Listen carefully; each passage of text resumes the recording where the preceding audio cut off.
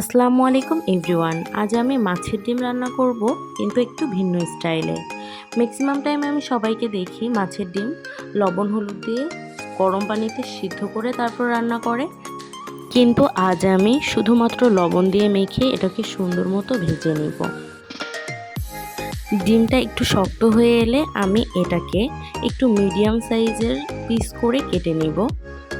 তারপর এটাকে খুব ভালো মতো ভাজতে থাকবো।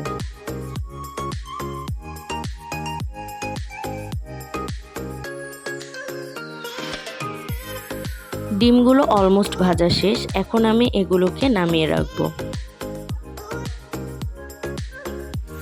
এখন আমি একটি প্যানে পরিমাণ মতো তেল ঢেলে নেব এবং তাতে কেটে রাখা পেঁয়াজগুলো দিয়ে ভাজতে থাকবো।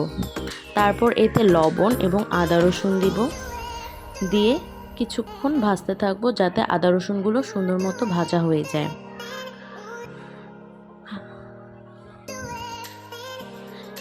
একটু লাল লাল হয়ে এলে তাতে আমি কেটে রাখা টমেটোগুলো দিব এবং তারপর এটিকে সুন্দর মতো ভাজতে থাকবো। টমেটো দিয়ে ভাজার পর এতে আমি কাঁচামরিচ দিব।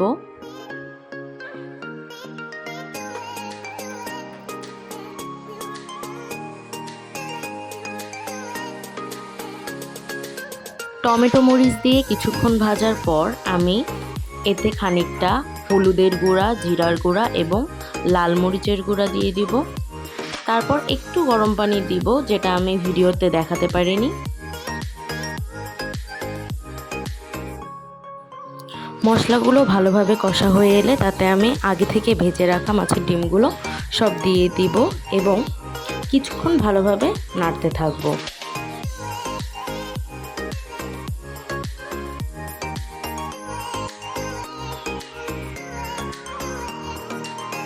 তারপর এতে আমি আগে থেকে করে রাখা গরম পানিগুলো দিয়ে দিব এবং কিছুক্ষণ নেড়ে চেড়ে তারপর এটিকে ঢাকনা দিয়ে ঢেকে রাখবো 10 মিনিটের জন্য।